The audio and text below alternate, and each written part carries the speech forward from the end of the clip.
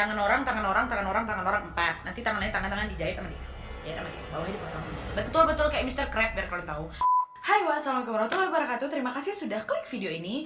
Oke, jadi di video kali ini aku akan ngajak kalian untuk kembali menceritakan sebuah cerita horor tentang rumah hantu Madame Lalaurie. Dimana rumah hantu ini berada di New Orleans, Amerika. Ya sama kayak di Indonesia, yang kayak gini kan juga diduitin kan, Wak. Jadi itu memang ada ghost tour di Amerika sana. Dan memang rumah Madame Lalaurie ini paling banyak diminati, Wak. Paling sering dikunjungi gitu loh. Nggak cuma dengan wisatawan, tapi warga-warga setempat tuh sering mengunjungi rumah ini. Nah, jadi rumah ini sudah ada sejak berabad-abad tahun yang lalu, Wak, tepatnya di tahun 1700-an, di mana sang pemilik rumah ini bernama Madame Lalaurie. Rumah ini sebenarnya nggak berhantu awalnya, Wak, tapi gegara Madame inilah jadi berhantu. Kenapa bisa berhantu? Pasti ada cerita tragis yang menyeramkan gitu kan. Jadi apa aja kisahnya, Wak? Check it out. Kurang keras. Check it out. Hah, tuh.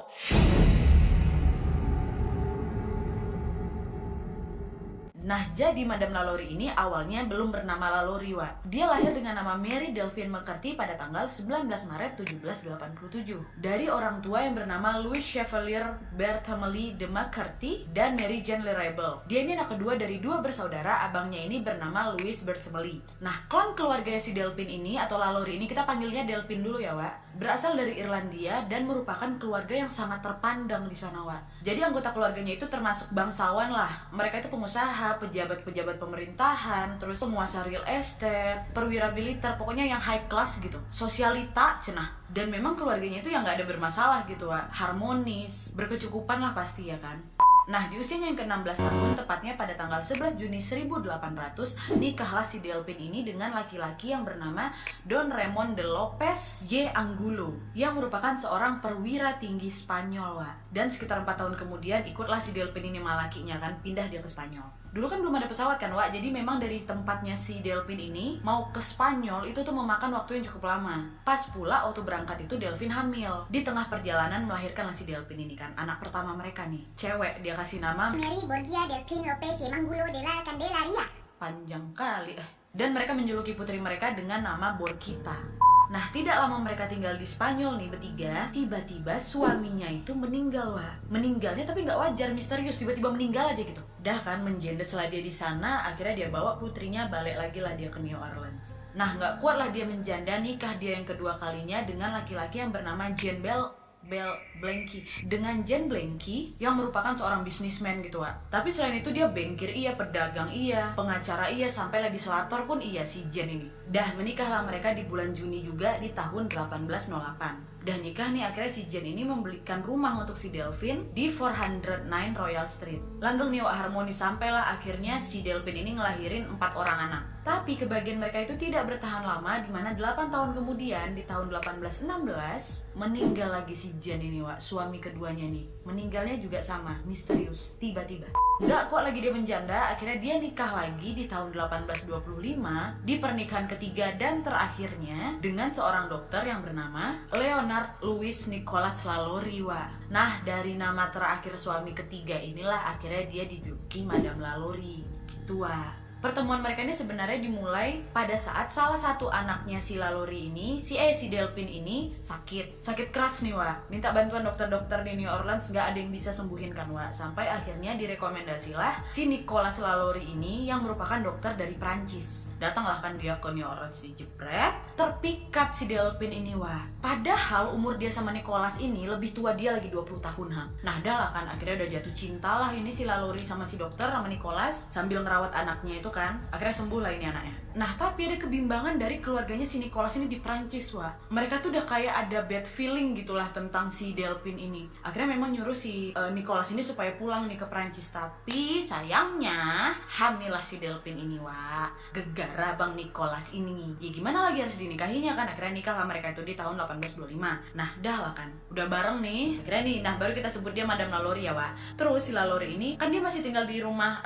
mantan suaminya tuh yang di 409 kan. Dia pindahlah, dia belilah rumah di rumah ini di 1140 Royal Street ini, Wak. Megah banget kan rumahnya di situ. Waktu itu mereka pindah di 1831 tuh. Nah, tapi selama menjalin hubungan berumah tangga sama si Nicholas nih, mereka tuh sering ribut, Wak. Kayak nggak bahagia gitu hubungan mereka. Tiap hari, hampir tiap hari tuh ribut ribut, sampai tetangga tuh sering dengar mereka ribut gitu, Wak. Sampai akhirnya mungkin nggak tahan abang Nicholas ini, ditinggal si Lalaurie ini sama anak-anak mereka. Minggat lah ini kan si Nicholas. Nah, diduga karena kehilangan suaminya ini, dia tuh memang kayak jatuh cinta kali sama si Nicholas ini, Wak. Dia tuh udah mulai depresi tuh. Dikabarkan gara-gara inilah dia tuh mulai gila gitu loh, Wak. Bucin Madame Lalaurie, cenah. Nah, sejak itu udah mulai nih ada desas-desus yang menyebutkan kalau ya dia kan orang kaya kan, Wak, banyak lah apa pembantu rumah tangganya kan, PRT-PRT-nya tuh, pembokat-pembokatnya, jongos-jongosnya ya, diduga tuh sering disiksa sama dia. Udah ada tuh yang nyebar di kalangan wilayahnya lah gitu. Cuman kan ya karena dia sosialita, Wak, ya memang dia tuh juga nggak kelihatan yang kayak sosialita yang sombong, ketus gitu, enggak, dia tuh ramah aja gitu loh. Jadi akhirnya desas-desus itu memang sempat terdengar tapi teredam sendiri karena si Lalaurie ini dan keluarganya itu kan juga karena orang keong ya, Wak ya, jadi sering mensupport kayak ya nih untuk pembangunan ini dibantu-bantu lah sama mereka. Akhirnya hilanglah itu desas-desus soal dia yang suka nyiksa si jongos-jongosnya ini gitu kan. Sampai akhirnya desas-desus itu merebak kembali ketika pada suatu hari Lalaurie ini suruhlah pelayannya datang ke kamarnya buat nyisirin rambut dia. "Jah, sini kau," kata dia kayak gitu. "Iya, Nyah," gitu. "Sisirkan rambut aku," kata dia kan. Dan disisirnya sama pelayannya, sat gitu kan. Kan rambut kita ini kan nggak terus-terusan bisa mulus disisir kan, Wak, pasti ada rambut yang kusut sedikit gitu ha. Gak sengaja waktu nyisir kayak ketarik nih rambutnya si Lalaurie kan sama si pelayannya ini waktu lagi nyisir. Bukan kayak kejambak gini juga, enggak, dikit aja tek kayak gitu aja tuh ha. Ya biasa kan kita nyisir kayak gitu tuh loh, Wak. Tanpa diduga marah si madam ini, Wak. Marahnya tuh kayak kesetanan tuh loh. Dikejarnya kan pelayannya, "Wah, kok kurang ajar gue," gitu kan. Takutlah si Ijah ini lari kan, si Ijah reret. Waktu lari, Ijah ini larilah ke arah balkon. Naasnya terpleset pelayan ini jatuh dia, Wak. Brak, mati. Ya kan, Wak, akhirnya setelah meninggal si pelayan itu, polisi datang, diperiksalah rumah sama si madam ini juga. Nah, tapi kalian kan ingat kan, si madam ini kan berasal dari keluarga yang lumayan cukup punya power gitu ha. Gak dipenjara dia, dipulangkan. Aman, cenah. Dia cuma diharuskan untuk membayar denda aja, Wak. Denda paling seberapanya kan untuk dia? Seujung kukunya. Nah, dah lah kan, selesailah itu, case close.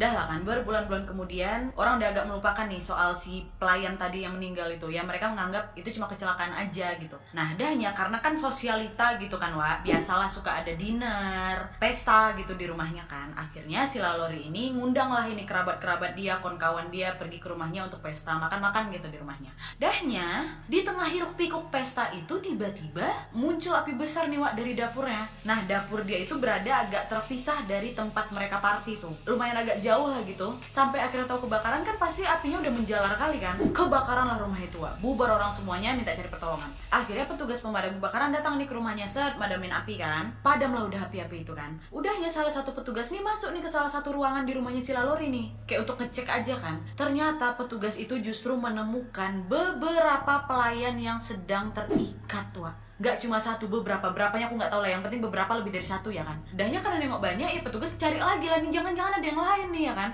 Dicarinya lah itu, menyusuri ruangan. Nah ketemulah ada satu ruangan yang dikunci nih, gak bisa masuk gitu kan, kayak ada ruangan rahasia lah gitu. Akhirnya mereka berusaha untuk bisa masuk ke ruangan itu dengan cara mendobrak lah pintu itu. Dan barulah pintu itu kebuka, Wak. Belum apa-apa udah kecium lah bau yang bau kali nyengat gitu loh baunya. Bau busuk, Wak. Tahu nggak apa yang ditemukan petugas itu, Wak? Mereka menemukan beberapa pelayan yang sudah tewas dengan jumlah lusinan, dengan kondisi tubuh yang udah nggak jelas lagi bentuknya, Wak. Nih ya, contoh saking nggak jelasnya tuh kayak gimana ya, Wak ya. Aduh, aku nyebutin ya. Mohon maaf ya kalau ada yang agak enak. Aku sebutin aja lah biar seru ya, Wak. Astagfirullahaladzim, kok seru ya? Psikopat sih Nadia nih. Enggak. Betapa tragisnya, mukanya jangan senyum. Betapa tragisnya nih. Aku mau ketawa. Oke, ini. Nih ya, saking tragisnya nih, Wak ya. Udah dapat kan? Oke. Saking tragisnya nih ya, ada salah satu pelayannya itu yang sebut lah ya, kelaminnya dipotong. Dah. Terus ininya dibuka. Bukan ininya apa? Perutnya dibuka, ususnya dikeluarinnya, Wak. Terus kan usus panjang tuh, dikelilingnya kayak gesper di belakang tubuhnya tuh. Dah. Terus aku yang enak. Dan ada lagi nih yang tangan-tangan orang tuh dipotong-potongnya, Wak. Dipotong, dikumpulinnya, terus dijahitnya ke badan pelayan yang lain. Jadi kayak kepiting, kebayangkan kalian? Tangan aku, coy. Tangan orang, 4. Nanti tangan lain, tangan dijahit sama dia. sama dia, bawahnya dipotong sama dia. Betul-betul kayak Mr. Crab biar kalian tahu. Dan ada mayat-mayat pelayan ini digelantung-gelantungkannya kayak gantungin anduk, Wak. Ada yang sampai nggak bisa dikenali lagi. Kenapa? Karena wajahnya dikuliti, muka rata, hilang sudah wajahnya, dikuliti sama si madam. Nah terus ada ya, Wak, ya, pelayannya itu yang jarinya diiris-iris sampai bentuknya kayak ulat bulu. Sampai bentuknya kayak ulat bulu. Bayang nggak sih kalian? Terotak dia nih memang. Udah lah, sangat aku aja ngebayanginnya kayak mau muntah loh. Maaf ya, Wak, ya memang saking mengerikan kayak gitu tuh, ha. Udah kayak gitulah kurang lebih ya. Jadi setelah banyaknya penemuan tubuh-tubuh yang sudah tidak bisa dibentuk lagi nih, Wak, diduga si Madam Lalaurie ini melakukan eksperimen yang gila. Nah tapi dari lusinan pelayan yang ditemukan di sana nggak mati semua, Wak. Masih ada yang selamat ini. Karena mereka dipenjarakan di, kalian tahu? Di kandang anjing, Wak. Kandang anjing kan kecil kan, tapi masih bisa hidup dia. Masuknya ke dalam situ, tapi nggak bisa keluar. Dia kayak meronta, "Weh, tolong aku," kata cewek itu. Waktu dikeluarin, Wak, kalian pernah nonton Home Alone 3 nggak? Nengok yang cewek yang masuk ke dalam lift tuh, dia kan jadi kaku kan, dia pun jadi kaku. Selain jadi kaku, dia itu waktu dimasukin paksa tuh loh. Nek piye caranya kok tuh bisa masuk gitu ke dalam situ. Akhirnya patah-patah lah badan kakak ini. Sampai udah kayak gitu. Akhirnya pun tewas juga karena dehidrasi dan lain sebagainya lah gitu. Akhirnya setelah penemuan mayat-mayat yang sangat kasihan ini, akhirnya tergoncang lah New Orleans kan, Wak. Orang tuh nggak habis pikir, ini rumah Madam Lalaurie. Satu-satunya orang dewasa yang tinggal di rumah itu adalah si Madam. Anaknya masih kecil kan, suaminya pergi. Dan nggak tahu juga nih apakah si Nicholas ini tahu atau tidak nih kelakuan si istrinya. Akhirnya emosi warga marah semua ya kan. Dikepung lah itu rumahnya si Madam. Tapi sayangnya Madam Lalaurie tidak ditemukan, alias dia berhasil melarikan diri, Wak. Dicari kemana-mana, nggak ketemu si Madam ini. Nggak ada orang yang tahu di mana keberadaan Madam Lalaurie setelah ditemukannya mayat-mayat itu. Satu orang pun tidak ada yang melihat dia.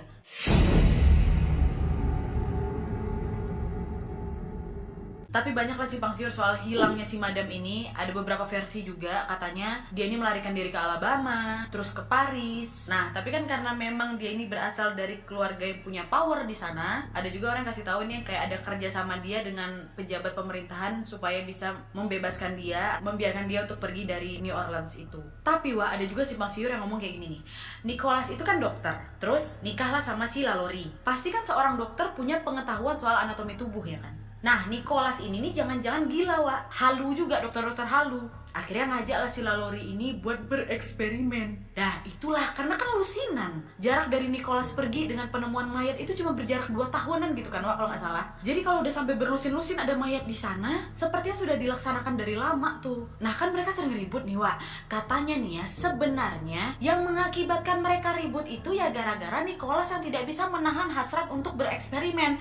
Nah, karena si Lalaurie ini udah cinta mati sama si Nicholas, diikutinya lah tekak lakinya. Ya lah, Wak, nanti kau ambil lagi pelayan, nanti ini eksperimen lah kau, kayak gitu. Sampai akhirnya mereka tahu ini udah saking kebanyakan nih, nggak mungkin bisa kita sembunyikan lagi, bau-baunya pasti akan tercium pada waktunya. Akhirnya mereka berakting lah, Wak. Pura-pura lah ini Nicholas kabur, pergi dia minggat dari rumah. Tapi mereka udah bikin perjanjian, gini ya yang ya, nanti aku pergi, nanti kau juga susulin aku nih ke Paris. Anak-anak tuh biarin aja, pasti ada yang ngurusin. Nah tapi sebelum si Lalaurie ini kabur, udah ketahuan duluan, Wak. Diduga si Nicholas dan si Lalaurie ini bareng-bareng ke Paris. Tuh, masuk akal sih, ya masuk akal. Tapi yang jelas sampai saat ini nggak ada yang tahu kemana si bukan Madam dan ini monster rasa. Jadi nggak ada yang tahu di mana si monster ini lagi sembunyi. Tapi nggak mungkin lah dia masih sembunyi sekarang, udah mati, orang udah lama kok.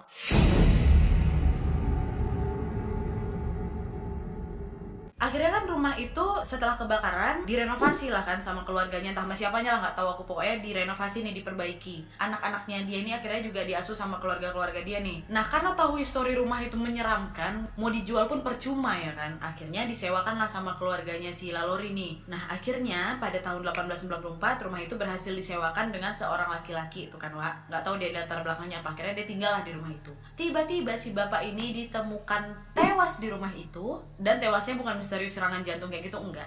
Pertama dipikir ini kerampokan nih jangan-jangan ya kan. Waktu dicek, gak ada barang bapak ini yang hilang, Wak. tidak berantakan, rumah dalam keadaan terkunci, tidak ada pembobolan secara paksa, tidak ada barang-barang berharga yang hilang. Sampai akhirnya teman si bapak ini memberikan keterangan kepada polisi bahwa kawannya, bapak ini, sempat mengeluh soal rumah itu dan berniat untuk pindah dari rumah itu, Wak. Karena bapak ini pernah mendapat bisikan iblis dan juga pernah melihat sosok seperti iblis di rumah itu yang tidak akan membiarkannya beristirahat sampai akhirnya dia menemui ajalnya. Dia pernah diteror oleh iblis di rumah itu, Wak.